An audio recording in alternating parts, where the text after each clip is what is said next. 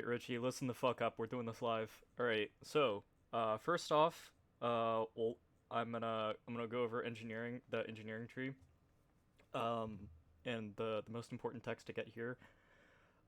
Generally speaking, for all three of your research trees, you're going to want these bonus engineering research.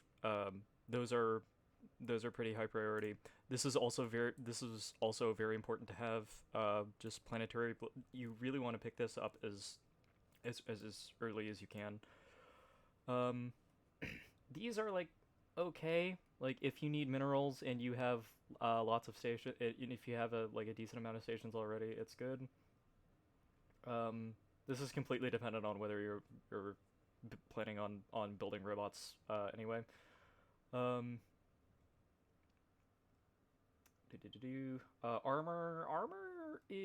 armor's actually really good now, and you do actually want to have it on your ships as opposed to like crystal infused plating or crystal forge plating, um, because they actually nerfed these, and they made armor better. Holographic casts is one of the key technologies that you're gonna want to get early on, um, and to because it lets you build the alloy megaforges, which use motes and minerals to make alloys.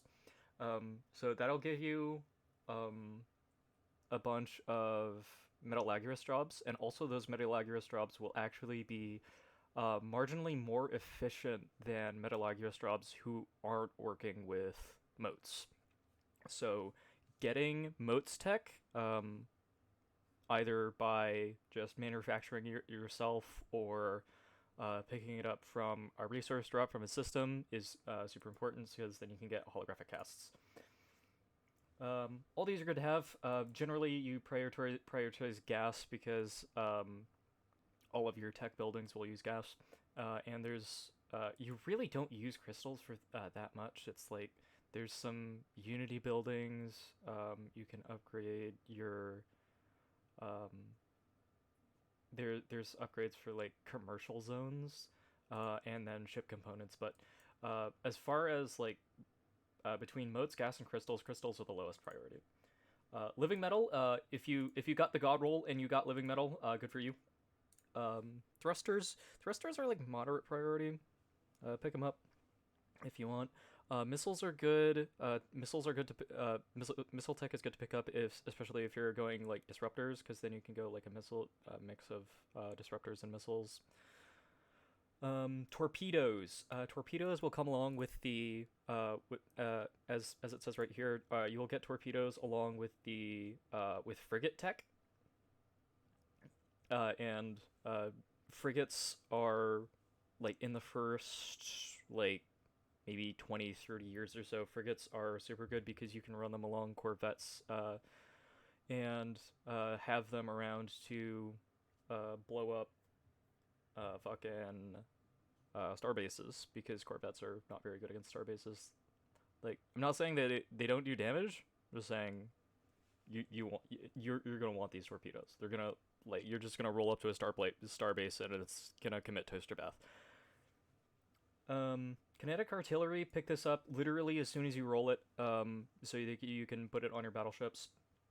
Mega cannons and giga cannons are a bit lower priority because as Monte said in his video on the ship designs, the general setup is for artillery battleships is now a bunch of kinetic artilleries and particle lance slash tachyon lance. Where is that? That's in physics. We'll get to that. Um, and then like starholds, like any kind of voidcraft, ships starholds are extremely high priority. Habitats, um, just unless there's something that you need um, specifically need that you can't get on your worlds that you would build a habitat for, you can pretty much ignore these. I mean, unless you just like habitats, freaking weirdo. These are like okay. Um, pick. pick these up if if you do expect to go to war within the next 10 years. These are low priority. These really don't do that much for you. 10%, 800. Um, I mean, they do a bit for you, but they can get, you know, pretty expensive. Courier operations, getting basic strikecraft just up and running so that you can put strikecraft on your star bases is super fucking important, because like especially early game, like if you get this right off the bat, like as your first tech starting the game, just get it, so you can put it on your star bases because generally speaking, your star bases, especially early game, are going to be strong versus corvettes, which of course early game everyone is going to be running because they don't fucking have anything else, and Strikecraft are amazingly good against corvettes because they have 100% accuracy and 100% tracking on corvettes. So, and also they ignore shields. So super fucking good early game. Please get them. Alright, that's it for engineering. Um, barrier point defense is good to have, especially on your destroyers going into the mid game, because destroyers for the most part function as picket chips, until you get battleships, and then destroyers are unfortunately kind of irrelevant. Um, but yeah, this is a good pickup mid game. Um, your better research labs, of course, just pick those up as you get them. Combat computers are much more impactful than you may think. And if you think you're gonna get them, um, if you think you're gonna be fighting anytime soon, absolutely get these as they come up. Um, Auxiliary fire control, it's like nice to have. It makes your ships a little bit more expensive for just a little bit more, um, for a little bit more allies. Um, these are low priority. Don't fucking bother. If these, I wouldn't recommend picking research station output or where's the other one? Mining station output until and unless you have until and unless you have actually have like a bunch of systems that you're thinking about that you would benefit from. Sensors are actually really important. Um, and again, just the texts that give you more research, pick them up. Those are really high priority. This is a new tech. This is actually brand freaking new that just gives you more specialist output. So that's your scientists, your fabricators, your metal aguralists. Freaking, this is super good. Please, like, pick that up if you ever see it. Um, these pick up the just bonus energy from technicians. Just pick these up like as you need them. Um, but energy grid is like one of the most important techs of the game. If you if you're just going through the early game techs and you roll it, like not taking it and then throwing one down as soon as you have it, is kind of throwing. Shields, of course, important. Pick them up if you need them. I generally like prioritizing power before anything else. Because like, why would I have like good shields or weapons? Why would I research good shields or weapons if I can't fucking power them?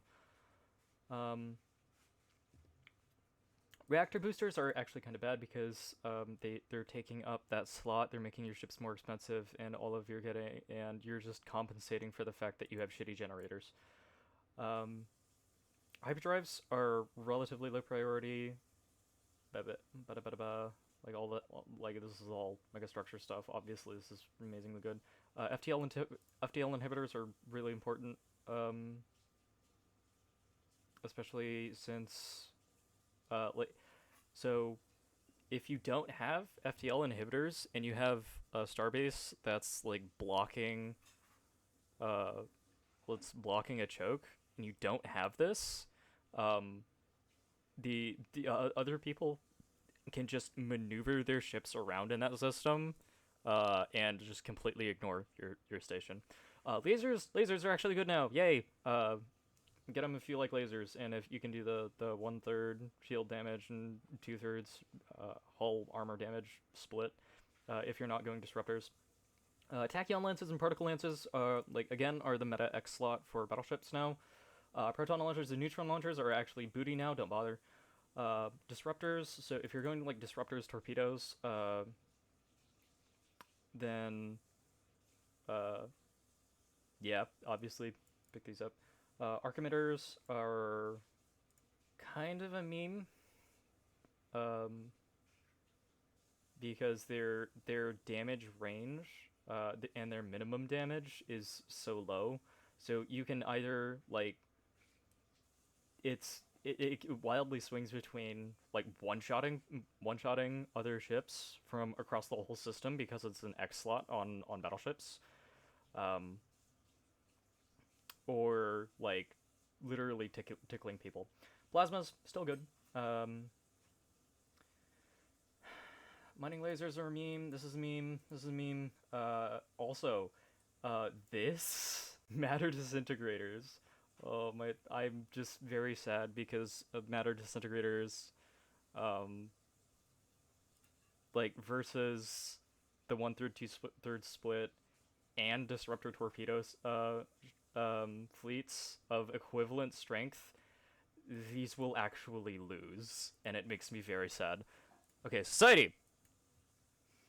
Um, Hydroponics farming, one of the most important techs of the game. Um, just because throwing these on your star bases will free up jobs for your pops to do literally fucking anything else. The only reason that you would want farmers is if you're using catalytic processing, or if you're going bioascension and you just need like hundreds and hundreds of food a month for your clone vats. And so hydroponics farming, so you can build bays, is super important. We don't care about these. We don't care about that. Um, Anything that gives you pop growth speed is godlike. Pick it up as soon as you see it. Uplifting can be nice. Like if you have primitives that you can uplift, it's just free pops. Like go for it. This pop growth 3, please fucking get it. Xenomorphs. Xenomorphs are one of the best armies in the game. Um, but you have to have this. You have to just get lucky, and have this, and like have a species that you can uplift so that you can use. So you can get it. More society research. Get it. Gene clinics. They're booty. Never build them. Mega war forms. If you're playing machines, this is the best army type in the game. These are like anything that's like fortress defense army damage are is actually very very low priority because you want to be building fortresses like mid game at the very earliest, but typically like fortresses and fortress worlds are like end game shit. Um, so like pretty much ignore these. Fleet command limit, it's good to have. The fleet supremacy edict is it's like it's okay. It's up to you whether it's really worth your edict using your edict cap for not capacity subsidies. Naval cap, pick it up as you need. Fleet Academy. Okay, so Fleet Academies, Monsu explains this too. So if you have a Fleet Academy on the starbase that's building your ships, those ships will start with 100 XP each. So that's like one like free level, and that's just 10% extra fire rate. It's just completely your ships are just 10% better than any other comparable ships. This is extra ship fire rate. Your ships are just better. Get them. Um, these like um unless you really think that you're going to be fighting for extended periods of time, um you can kind of ignore these. Habitability, bonus habitability is always really nice to have. Unless it's on Tomb Worlds, like unless you specifically made your species for Tomb Worlds, this is pretty much awful. And any Tomb Worlds that you get are you want to terraform anyway. Blockers. Okay, removing these texts are actually incredibly freaking important because removing blockers is incredibly freaking important. Um, because the fewer blockers you have on your planet, the more available jobs and the more housing you have on your planet, the better your pop growth is, and also the size of your planet. Um, so pretty much you want to clear blockers as soon as you can. Like it's a lower priority than obviously like your buildings and your districts and all that, but if you can just if you have the resources and you can just stamp these out, absolutely do it. Um, Climate restoration, you can like as previously mentioned, you can terraform two worlds, which in certain situations it can be like, oh hey, it's a size 20 world or a size 22 world that I can use now, yay. Terraforming, there are I don't know about you. I frequently get into situations where I'm just like, wow, I have like 8 planets in my space that I can't use because I have like 20% habitability. And like there we go. It's expensive, but like if like if you have the economy to support um terraforming your planets, it's just it's gonna help you snowball your economy. I would, and if you have a bunch of planets and you only have, so if you this actually pops up fairly early, um, and so if you just have a bunch of planets that um, you can't colonize, I would actually pick this up really early. Planetary unification, I would typically you get this tech um, like at the start of the game, and you can pick like this Edicts Fund or like Hydroponic Space. I would take Hydroponic Space over this, or like uh, Pop Growth Speed or Bonus Tech. Like this is good to have, and you do want it early. Um, but it's I typically get it as like my second or third society tech because usually you get like Hydroponic Space or Pop Growth Speed first. Um, this just gives you a civic slot. Yeah. You okay? So if you're doing like an absolutely bonkers, insane tech rush, you technically can't reform your government before 20 years have passed. But I've like even on my super hard tech rushes, I've never gotten that. Edict Fund. Uh, like you can run capacity subsidies for longer, so it's obviously just really good. Um, this is just your make my economy go burr. The tech. Pick these up as soon as you get them. Um, this I typically pick up like 40 or 50 years in, just because typically the just having one hollow theater on a planet is enough. Commercial zones, I honestly wouldn't recommend building or upgrading these unless you're specifically a trade empire. Um, okay, I'm not gonna lie. Uh, these these are like some of my least built buildings, just because your for regular biological empires, your passive unity gain just from factions is so good now. Um, but uh, and I've never in my life played spiritualists, but like they're there to like supplement your Unity income. That like it sure does exists. Certainly wouldn't take it over anything like artificial moral codes. Just gives you better amenities, or more resources from literally every job, or even more amenities. Ministry of Production. Ministry of Production is a super important building, and if you have uh, and you need the nano circuit assembly.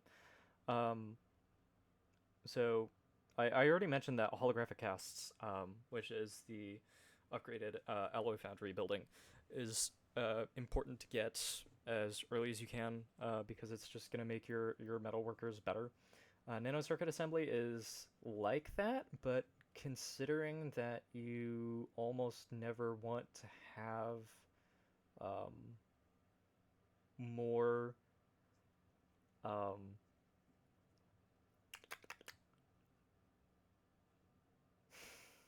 more consumer goods than you absolutely need.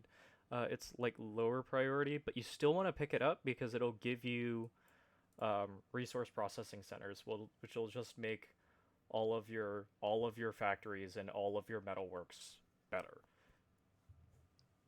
Um, so this is like super important mid game pickup.